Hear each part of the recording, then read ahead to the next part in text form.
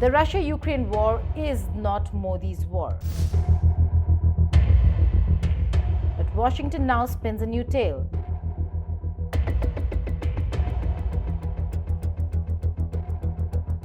That India bankrolled Putin with oil.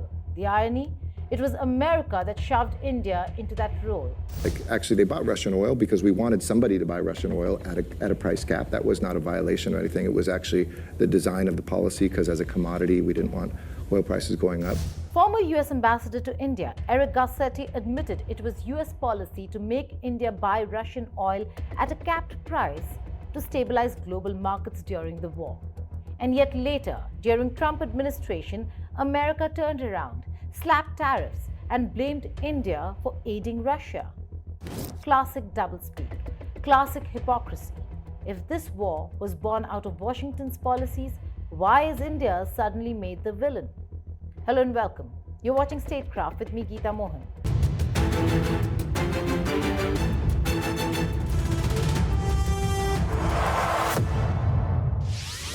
Let's start with Eric Garcetti. The former US ambassador didn't whisper it, he said it openly. The United States of America wanted somebody to buy Russian oil. Why? Because they knew cutting Russia off entirely would send prices skyrocketing, crippling global economies and hurting American consumers at the pump, as also American allies. So Washington tapped India. They said, buy Russian oil, but do it under a price cap. Keep the oil flowing, but keep Russia's profits limited.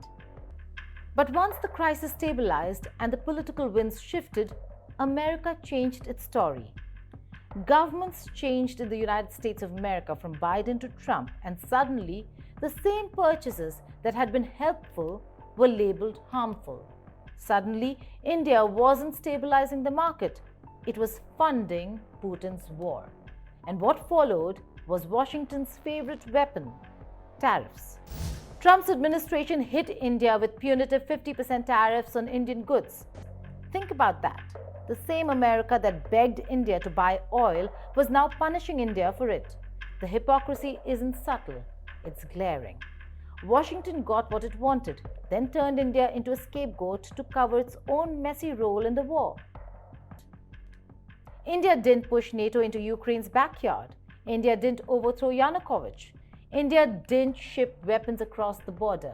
If NATO's promise was the spark and Washington's arms were the fuel, then the fire was already burning long before India bought a single barrel of oil from Russia.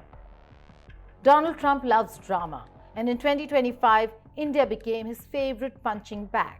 His trade advisor, Peter Navarro, has been particularly vicious. Navarro claimed India was getting in bed with authoritarians. He labeled discounted Russian oil as Modi's war. He accused Delhi of prolonging the conflict. And of course, he sneered at Indian tariffs because in Washington's world, protecting American workers is patriotic. But when India protects its own economy, it's arrogance. Washington turned Ukraine into a testing ground for its weapons industry. Billions in arms, billions in sanctions, billions in aid. That was more about prolonging the war than ending it. Then Trump arrived, and suddenly America started talking peace. Trump convened summits with Putin. He pushed for a Zelensky-Putin meeting. He floated US security guarantees if a deal could be reached. He moved away from weapons first to dialogue first. Sound familiar? It should, because it's exactly what Modi had been saying for years. Trump wasn't inventing peace diplomacy. He was borrowing a chapter straight out of India's playbook. So ask yourself, who looked like the responsible statesman here? The country shipping missiles by the truckload or the country urging diplomacy from day one? Let's be blunt. Who brought this war? Did Modi wake up one day and say, let's destabilize Europe? No. This war was born in Washington's corridors and NATO's boardrooms. America poked the bear, ignored the warnings, and then acted surprised when the bear lashed out. Trump himself knows it. He himself has said it. That's why he isn't flooding Ukraine with weapons like Biden did. That's why he's sitting at the table with Putin. That's why he's borrowing India's diplomatic lines. So let's stop the theater.